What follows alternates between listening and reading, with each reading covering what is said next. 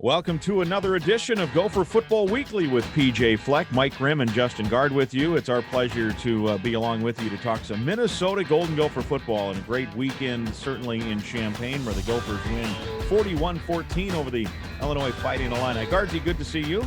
Good to see you, man. It's good to be here. It was a fun weekend in Illinois. Yes, it was. And head coach PJ Fleck was in his home state over the weekend and got a victory against the Illini. And, Coach, I know that it's about the process, and I know it's about, doing the right things and all of that. But at the end of the day, getting a win certainly is a part of that as well. And how good does it feel, and how much confidence can this give this club to not only win, but to win in the manner in which it did in a dominating way? Yeah, it was a really good win for us. Again, we're going to value how we got to that win, and that's what we're going to continue to look at. But it's way better learning that week when you win than when you lose. There's a different taste in your mouth, like you said, but we're going to value, how we play. And there was a lot of instances that you saw on that film where we didn't play particularly well and maybe got away with it. So we've got to be able to fix a lot of things offensively, defensively, and special teams.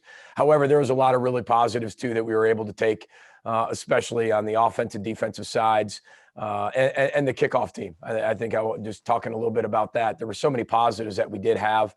And we talked about growth and coming together as a true team, and we needed to show what our culture is all about. And I think we were able to respond and get a little bit better. And that's all we wanted to do. But we were better this week than we were last week. And now we got to find a way to be better against Iowa than we were this week.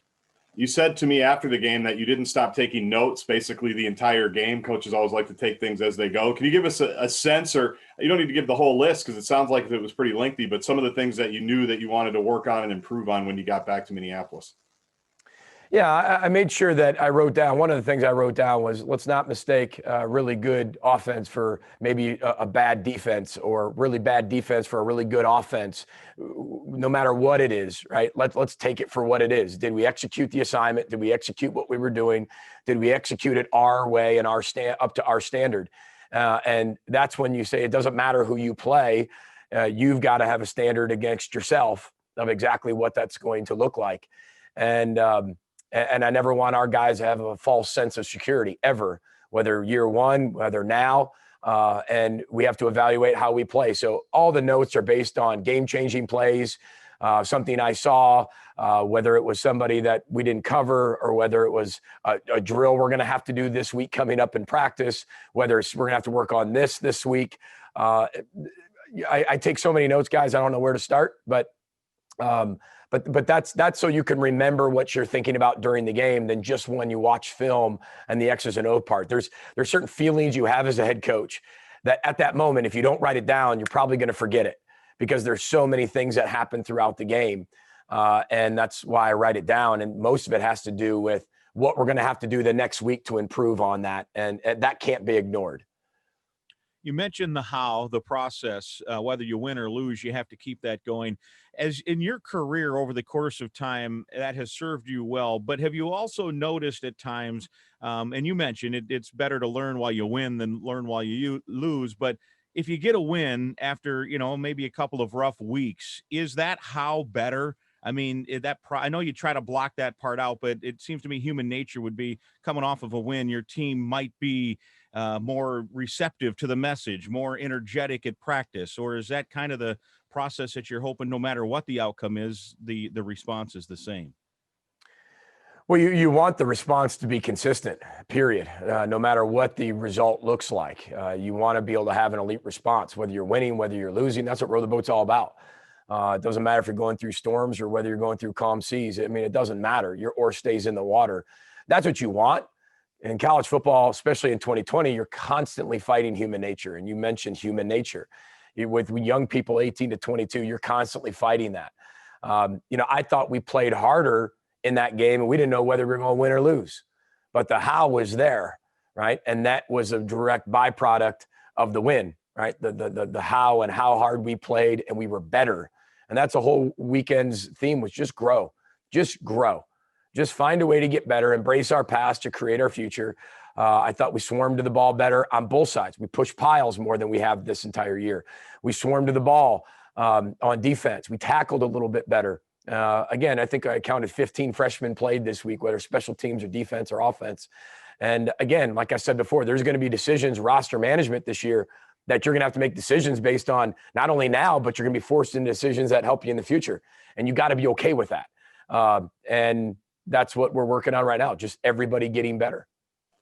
How did the week go with Coach Rossi on Zoom, more or less, putting together game plans? I don't know if he's watching practice via Zoom. I don't even know if that's allowed. But how did it go with him basically being in quarantine in his own house, putting together the game plan with Coach Harris-Simiak and everybody else? And how did all that translate to Saturday?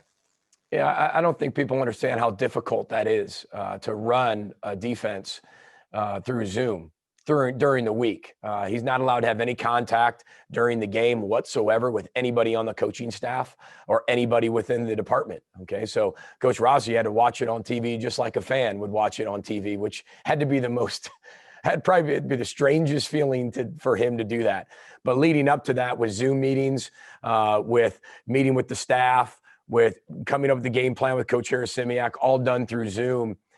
Is interesting. I mean, you walk into the defensive staff room and there's a tripod sitting in the middle of the table with an iPad on it, and there's Coach Rossi in the middle of the table facing the screen. It feels like there's a robot in there. You know, there's like, it's like ET sitting in the middle of a TV. It's strange, you know, and I'm not sure ET's a robot. He's an alien. I guess that really didn't make sense. What was the other one that kind of rolled around? He had the big eyes and the flaps. It was back in our day, JG. Well, I was going to say, Grimmer, you're the 80s kid. You should know this more than us. I was going to say R2D2, but that's a little not exactly what. No, it was another one. It was like he had like triangular wheels that looked like tanks, you know, and kind of went around, and his head was like this. And I'm going to look it up while we go. I'll find it while we go. I'm so sorry, guys. It's been were you feeding the iPad Reese's as ET liked to eat during the movie? You know, the little Reese's pieces. Yeah, we got to keep. Hey, he's here, man. Hydrate, eat, sleep. We got to keep Rossi fed. Exactly. You know.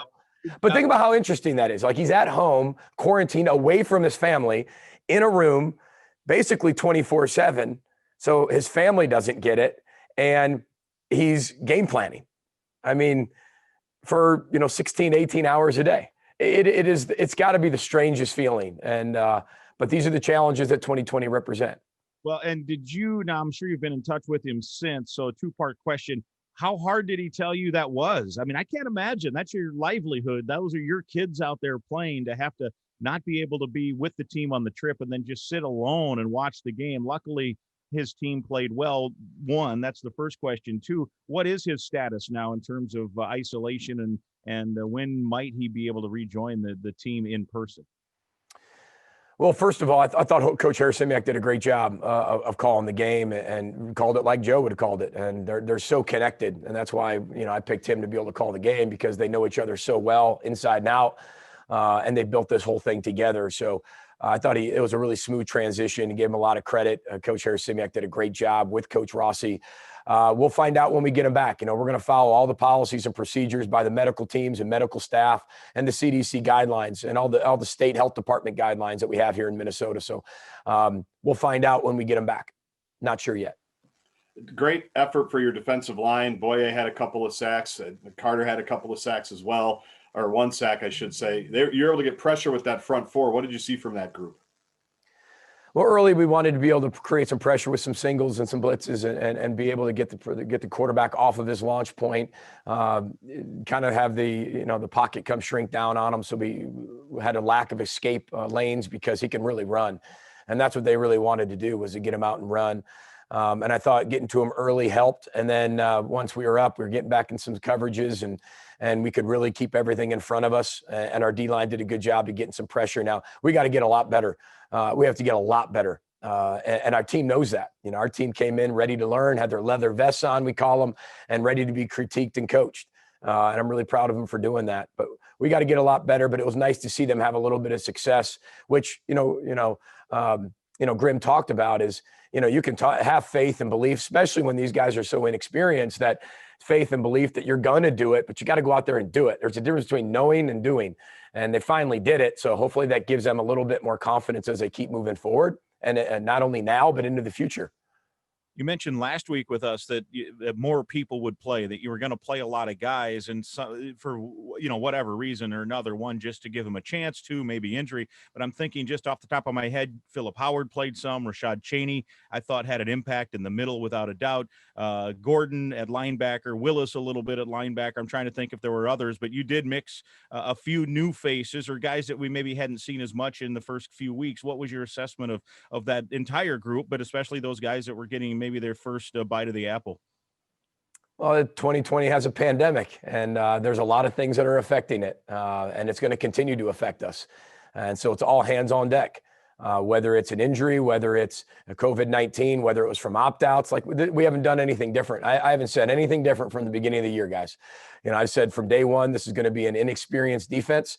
With the time that we've missed, some people get affected by that more than others. It is what it is, and there's no excuses. We just have to keep getting better and keep growing. And the only way you're going to be able to do that right now is playing. And so we're going to play as many guys as we possibly can, get them experience, get them confidence, get them being able to make plays. And a lot of the guys who are rotated in there are redshirt freshmen or true freshmen and having a huge impact. And, our fans get to see what the future is going to be able to hold. I mean, we have no idea what's going to come. I mean, Wisconsin's canceled multiple games. I mean, we could be next. Nobody knows. And every day you wake up and you take that COVID test, you just wonder how many are going to test positive today. You get an injury report, how many are going to play, how many are not, who's available. And then you got to look on special teams as well. It's an enormous challenge. And I'm not saying just for us, I'm saying for everybody in the country. But again, everybody's affected differently, depending on what you have coming back and what you needed for the offseason to help grow. Well, let's take our break. Oh, go ahead, Grimmer. Garzy, we'll take a break. We'll come back, and I promise I'll let you bat leadoff coming out of the break here for the head coach, PJ Fleck. Gophers win at 41-14. Hey, Onward for Business, presented by Sunbelt Business Advisors, wants to be on your team when you buy or sell a business. Onward for Business is the one-stop shop for buying or selling your business and for payroll, insurance, bookkeeping, and more. Onward, Sunbelt Business Advisors, proud to sponsor Gopher Football Weekly with PJ Fleck. Stay with us. This is Gopher Football Weekly with PJ Fleck from Learfield, IMG College. Welcome back. It's segment 2, Gopher Football Weekly with PJ Fleck. Mike Grimm and Justin Gaard with you, talking about Minnesota's win over the Illini, 41-14. We'll also certainly preview a big game on Friday, Floyd of Rosedale on the line, big border battle, Iowa and Minnesota from TCF Bank Stadium. We'll take air at 4. It's a 6 o'clock kickoff. But first, we have solved the great robot mystery. Joe Rossi is whom, Coach? Short Circuit. Short Circuit. It's Short Circuit. The movie, I don't even know what he was called, but it was the movie Short Circuit. Top 10 favorite robot movies of all time. That's what it said on the internet. Well, I think from now on, we'll, during a game, we'll say that was a good call defensively, good blitz dial up there by Short Circuit. Yeah, no, we don't want that. That's bad mojo right there. No, this whole conversation, listen, the ET ride at Universal really screwed me up because that's a robot being an alien. Robot. Well, let's hope Coach Rossi doesn't short circuit, and let's hope he shows up in person here soon and gets tested back into in-person learning. That's for sure. But for now, it was a heck of a game plan, and it was fun to watch that defense grow, as that was the theme of the weekend. Guardsy, I promised you'd get first question, so fire away. Yeah, well, it is about the defense. I know one thing that you talked about during the game, I assume it came up again, is you had 4, I think, opportunities to take the ball away with a couple of interceptions and a couple of fumbles as well that were on the ground that you didn't get. How much do you emphasize that? I mean, we know the ball is the program. That's been maybe the number one thing you've said in your tenure here. But do you show those plays back and say, this ball's on the ground, this has got to be ours, this ball's in the air, this has got to be ours? How do you emphasize the turnover part of it when your defense played so solid, but there are also opportunities to get those takeaways? Yeah, we started the team meeting on Sunday with that, with the 4 plays that we should have been able to get. Now, Mariano's catch would have been an unbelievable catch, right? That was a great play, yeah. But we do talk about, catch the ones they throw us, and he touched it. And my dad used to tell me as a kid, if you touch it, you should catch it. And that was my dad's, his old school, but that's true. Ben St. Juste would have been an unbelievable interception. The 2 on the ground, we got to find a way to be able to get, especially with how much time we spend on takeaway drills, turnover drills, things like that, and ball security. So ball's a program, and showed them, started the whole meeting with, wasn't about the win. It was about, we had 4 opportunities. The ball is the program. and we weren't able to take advantage of that. So hopefully we're able to respond to that in the right way and take advantage when they present themselves. And if those percentages, as you always like to cite, are correct, it basically means really from here on out, whoever wins the turnover battle will win the game, because this is back-to-back weeks now where that script was flipped, right? You won the turnover battle at Maryland, but lost the game, and then lost the turnover battle this past Saturday and won the game. So I'm telling you, from here on out, the percentages would say whoever wins that turnover battle is probably going to win the football game, because the two outliers are now in the books. Yeah, that's our whole 78% mantra, right? The ball is everything. But just because you win the turnover mark doesn't guarantee it. Right. Gives you the best chance, but then you also have the tackling in there. You have the explosive plays in there. And our explosive plays on defense were limited to 2, which was huge. In Maryland, we had 7. And so you can see how that translated. We were able to win 2 or 3 of 78%. We won the game. Against Maryland, we lost all 3. We lost the game, even though we had a lead in the 4th quarter. So, we've got to continue to focus on the things that get us the victory, not just focusing on the victory. And that's what this team's learning as they continue. And it's a combination. We talk all the time about, the second year is a race to maturity. We have to get these young guys back. And then it's about do it smarter, not harder. And now it's about grow and just find a way to grow higher. And this year's kind of a combination of all of them, especially with the pandemic, because it doesn't discriminate, and it's going to challenge your team and challenge every single person. You can keep people healthy for the most part. Yeah, during games, people get hurt. That's one thing. But during practice, you can limit that as much as you can. Not to say if you have an injury bug, it doesn't affect your team. It does. But you can control that. The COVID part is very hard to control. It definitely affects teams differently. On the offensive side, let's call it a light evening for Mo Ibrahim, given that he had 41 carries the week before and just a mere 30 or so against Illinois. What's left to say about Mo? I mean, it's just so much fun to watch him run. It's so much fun to watch him be patient and wait for that crease and deliver the contact and run through the contact. I mean, what's the foot rub status, I guess, first of all, for this week? Is he getting a foot rub back, shoulder rub back? Are we getting him healthy for Friday? Yeah, and now we're in the middle of the back. Now we did the shoulders, middle of the back. Now we had the feet 1 week. So he's a special player. He's a special person. He's going to be around here a long time. We're really excited about him now, not only now, but in the future. He's a very selfless player. He's going to give the credit to everybody else. I thought the O-line blocked really well for the most part. We got a lot of things fundamentally and technique-wise to clean up. But I thought he ran so hard. And we're going to have some of those other guys be able to take carries off of him as we keep going forward, which, you saw Cam Wiley play a lot towards the end of the game. You saw Trey Potts play. I thought he had an outstanding game. He was one of the players of the week for us. And we're going to get Bryce Williams back this week as well. So being able to have the backfield to share the responsibility is important as we keep moving forward. There was, well, first of all, any update on Trace and Potts? He had, back-to-back weeks, it's like 7 carries and 90 yards. I mean, he's averaging like 12 or 13 yards a pop, and it's been fun to watch. Any update with him? I know he had to come out of the game. Yeah, no update just yet, kind of day-to-day as we keep figuring it out for him. And then secondly, talking back to Mohamed Ibrahim, I'm not sure. I mean, we have seen that in the past where kind of that rugby scrum style stack gets pushed, the Outback Bowl, kind of that game clinching play turned into a first down. But I don't know if I've ever seen it create a touchdown the way that did and right before halftime where, Mo kind of got stood up. He was still pushing those legs forward, and then about 9 other guys just start carrying the load, and he ends up like 5 yards into the end zone and a touchdown. What I mean, that's a I would think a highlight you can just show to your team as an example of some incredible teamwork. Well, I started by saying that we showed the 4 plays that we should have been able to get the ball. The next was showing the how. What does the how look like? And when you have a lot of inexperienced guys on defense, they got to see it. They got to constantly see what you mean when you say how, especially when you're constantly bringing in freshmen. We don't take a ton of junior college players and a ton of graduate transfers, right? So this is a developmental program. And when you're bringing, 25, 30 new kids every single year into the program, you got to show them what the how is. What does it look like? And we backed up those 4 plays with the ball with what the how looks like. And that's exactly what we did. And it's some special plays because the first few games, I didn't feel like we had that. And we talk about getting back to our style of football. That's our style of football. Not that we're going to push every pile, but they're literally, that picture is up in our team meeting now, because there's 22 players involved in that rugby scrum, and 11 on our side, 11 on their side, and we get stopped at the 2.5 yard line, but we end up 2.5 yards in the end zone. And that's just willing it to happen.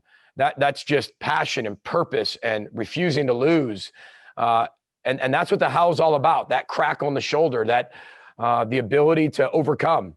And that's what those plays represent. So that's all culturally related. And that's when you know you're moving in the right direction. And that's what we're going to value. We're going to value those things, and those things turn into wins.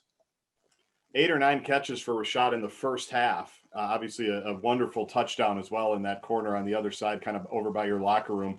We know that he's going to be exhibit A for every defensive coordinator moving forward. How were you able to get him the ball that early in that offense to really get that part established in the first half? Well, we knew they were going to be able to load the box the best they possibly can. You know, Lovie Smith's defense is always very complex, but simplistic at the same way, in terms of playing a lot of cover 2, but then playing a lot of man coverage to load the box. And we knew that we'd be able to get some catchable balls early, some completions to kind of get things moving, maybe soften the box a little bit. And I thought that at the end of the day, we were just balanced. So when they were able to load the box, we were able to get Rashad somehow singled up.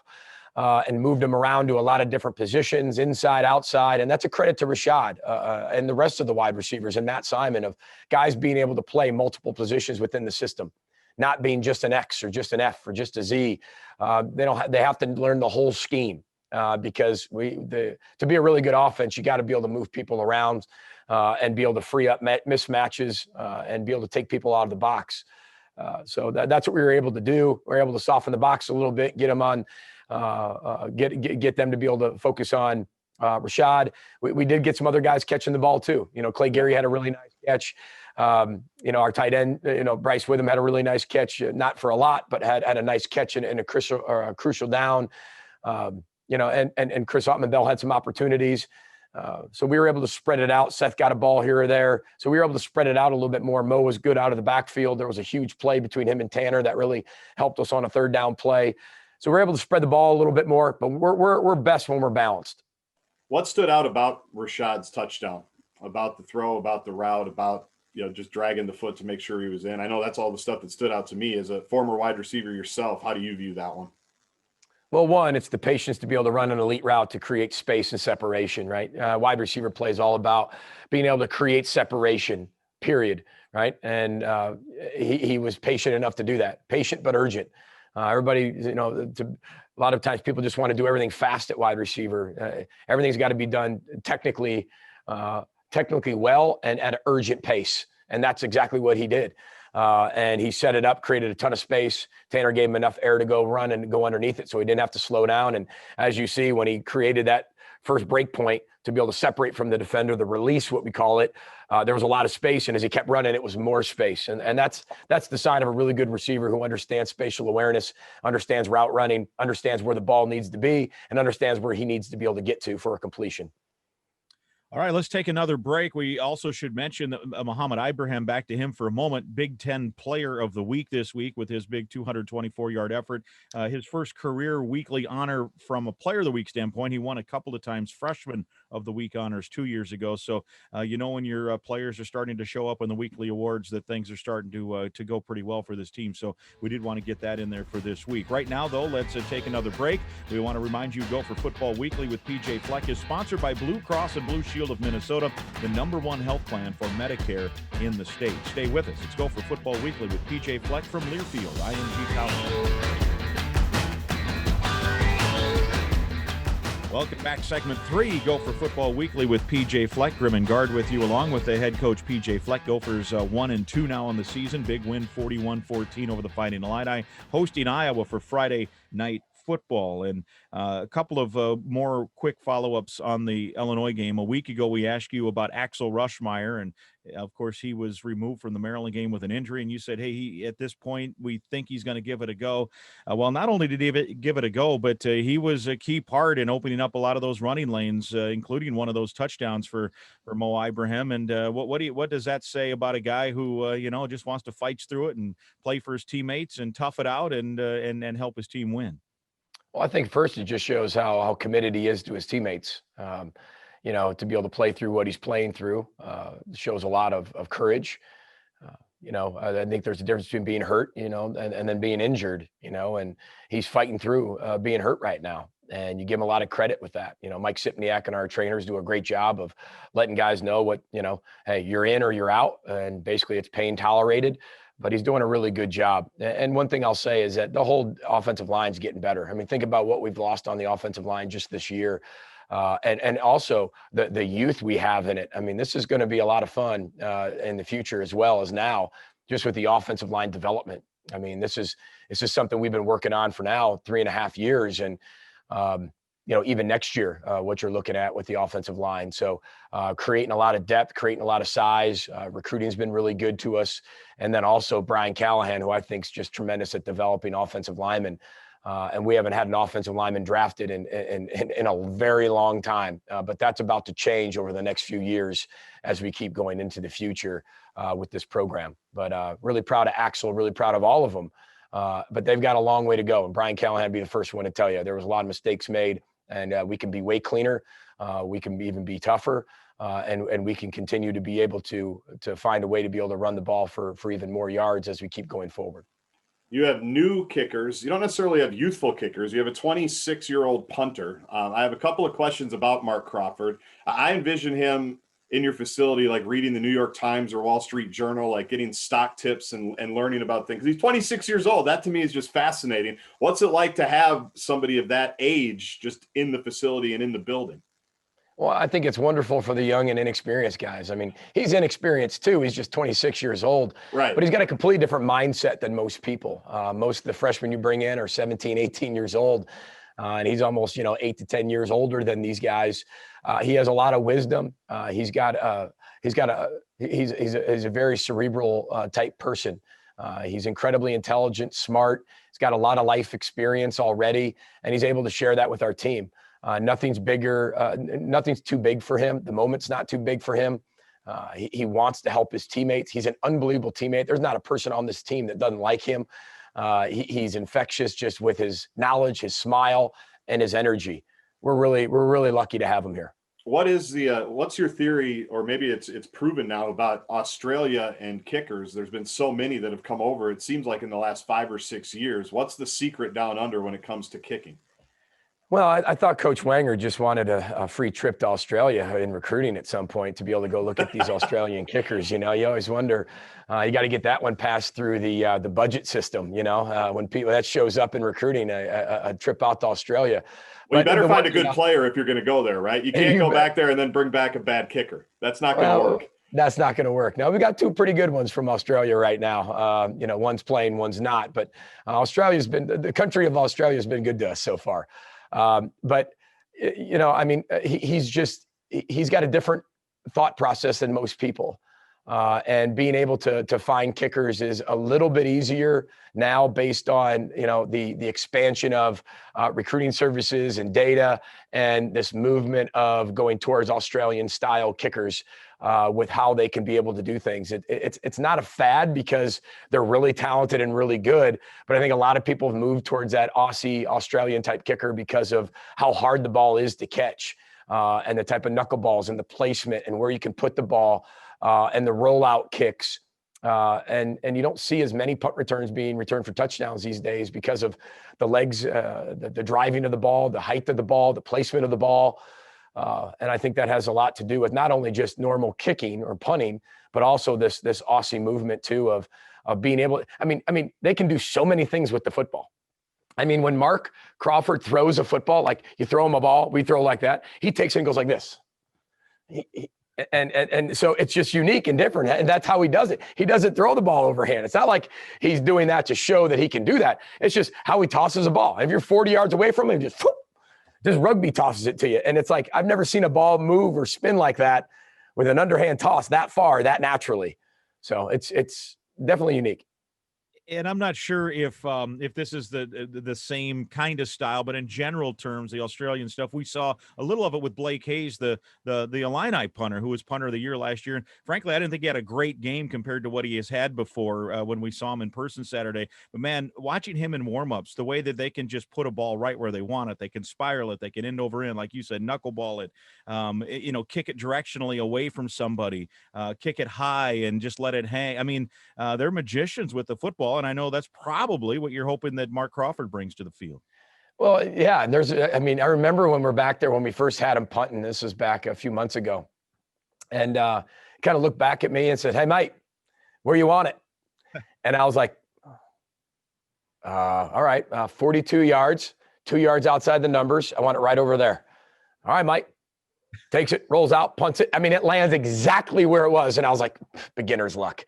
I was like, I'm not even going to give you a cheers on that one. Do it again. I want it now 38 yards on the numbers. All right, Mike. Takes it. Hey, can I get a cheers yet? I'm like, no. I want to see you do it again.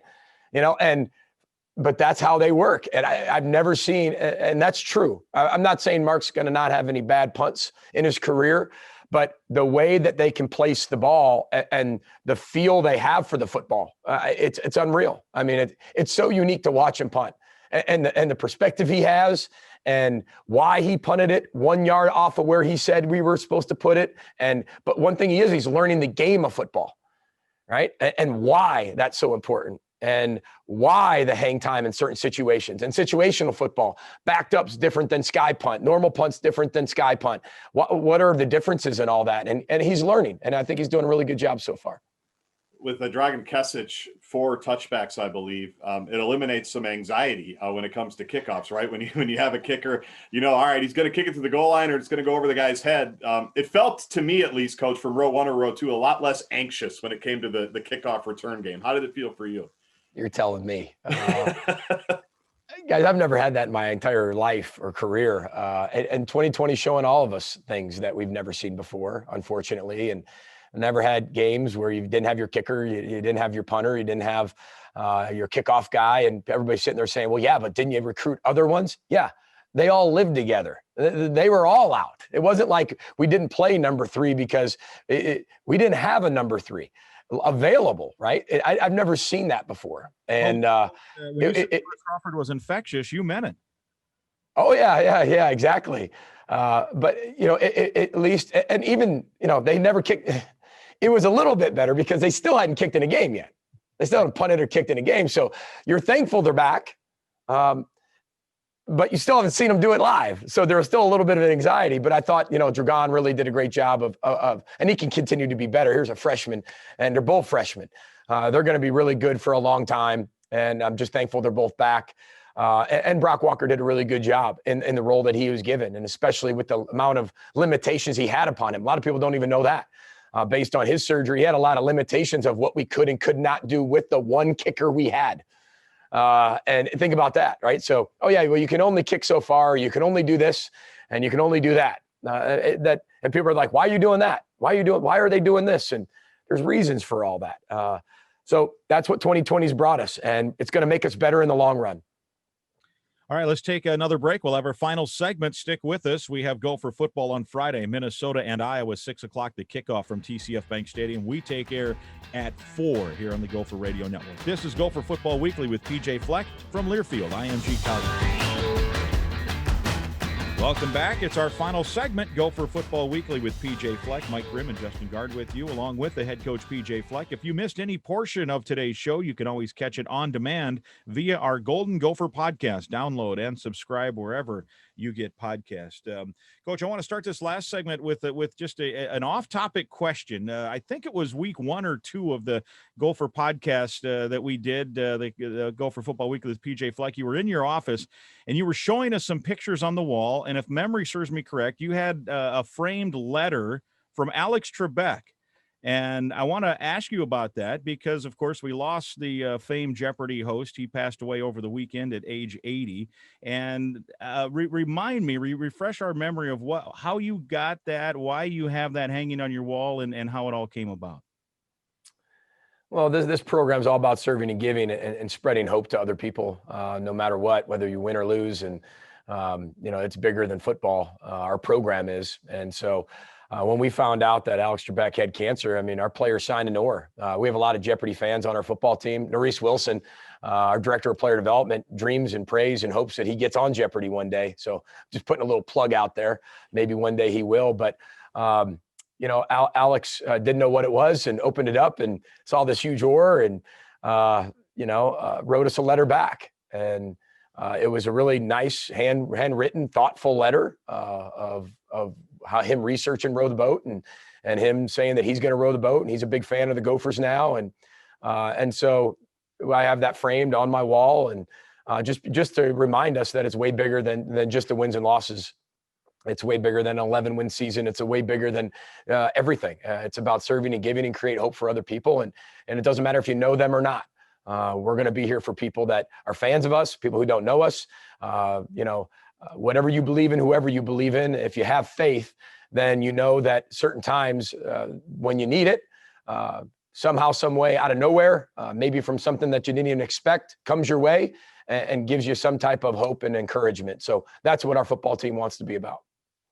Yeah, and remember, I think the U of M has the reigning college champion too, right? The young man won this past summer. We interviewed him on a Gopher Talk on one of our podcasts, and I know you tweeted out about it as well. So you've got a lot of Jeopardy fans, and we have a Jeopardy champion on campus. And Jeopardy will be, never the same without Alex Trebek. He was so smooth and so smart and had that coy sense of humor. So it's kind of cool that you have something hanging on the wall in your office from him. Yeah, it's really, really special. That's something you'll hold on to the rest of your life. And it's really unfortunate to hear the news. Well, let's talk Hawkeyes. They come to town Friday. Now we're in this stretch where 3 out of 4 weeks, it'll be a Friday night game. You got the Saturday one out of the way this past week, Friday this week, Friday next week. But let's specifically talk about Floyd of Rosedale. Both teams coming off of what I would think would be confidence-inducing wins from Saturday. What can you tell us about this matchup?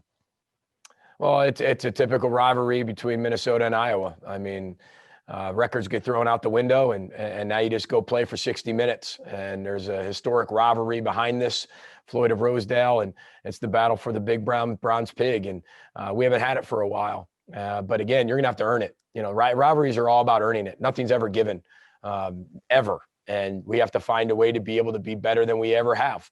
Our players are really focused this week on that. They're focused on being able to change their best, grow, and get better. Iowa's a really good football team, and you got to start defensively, always with a Kirk Ferentz football team. They're so sound. They fly to the football. They're really good tacklers, and they just continue to develop their program in the way that they always have. Offensively, they've been running the ball really well. They've got some wideouts who have stepped up and made some really big catches and explosive plays. And what's hidden behind a lot of the things that they've had is they've gotten a lot of takeaways. And not only that, they're really good on special teams, especially in the return game. They've got a punt returner back there that might lead the country in punt return yardage this year and probably punt returns in general. He fields everything. I mean, number 16's done a great job of being able to secure field position, create field position, flip fields for him. And he's a very courageous young man. He returns every single punt. I don't think I've seen him fair catch one this year. So they're really good on special teams and a typical Kirk Ferentz coach football team. So what does change when you have a Friday night game? You mentioned after the game with me on Saturday that you're going to get home late and then you got to get recovered and kind of put the Illinois game to bed. We talk about losing a day, but how does all that kind of shrink into one fewer day as you try to get ready? What specifically changes? Yeah, and there's no breaks. You just keep going, guys. And you go through the 8, 9 weeks and 10 weeks or whatever it's going to be, and there's no buys, there's no breaks. It's all Big Ten games. You got Friday night games, Saturday, you got COVID, you got people in, out, you got guys showing up positive the day or the day before the game with reps. How do you manage those reps? And part of us playing a lot of people is to make sure that at least lots of guys are now getting those reps just in case. But it's unique for sure. Because everything's crunched down. It's more of a preparation for 5.5 days, but by the time we actually got home and then you get on to the next day, it's already Sunday, mid-afternoon, and you play on Friday night. So you really got 5 days of preparation. But again, it's what it is this year. It puts a lot on the staff, a lot on the players. We're going to adjust a lot of our practice schedules to make sure that our guys are healthy and ready to go, but also prepared at the same time. So it puts those challenges to kind of clash on Friday together to have the best outcome. Yeah, and with the Friday night game as well. I mean, you look at the other side too, like in terms of Iowa, they have a travel day mixed in with the short prep as well. But the Friday part of it, you're looking at like a high school game, right? I mean, and you got 800 people in the stands. I mean, this is like Friday night under the lights. This is a throwback for your young players thinking about playing back to their days on their Friday nights on their fields. It's definitely unique, that's for sure. But again, whenever we get told when to play, where to play, it's college football, right? And our staff, a lot of our staff came from the Mid-American Conference, where you're playing all types of day games and Tuesdays, or night games on Wednesdays, Tuesdays, Mondays, Thursdays. So we're doing everything we can to rely back on that, of the preparation that we've had with that. But this is a different year, definitely for sure, because of the pandemic that we're in. And not only that, just how quickly things can change, that is outside your control, and then making sure that everybody gets to the game pretty healthy, but also prepared at the same time. You oftentimes will educate your new players and re-educate the veterans about the rivalries and what it means and the origins of the trophies. When did you do that this week with the team, or is that still on the schedule with talking about Floyd of Rosedale? We've talked about it all week. We'll continue to talk about it all week. And we mentioned it yesterday, and then today will be the first the true introduction of all of it, of how we present the theme for the week and everything like that. But we've already talked to them about it. This is the reason why you come to Minnesota. You get to play in some of the most historic rivalries in all the country, especially in the Big Ten. We play for more trophies than anybody else in the Big Ten. I think that's what makes Minnesota really special. And especially this rivalry and the Floyd of Rosedale. Guardsy and I have talked about how we've kind of failed.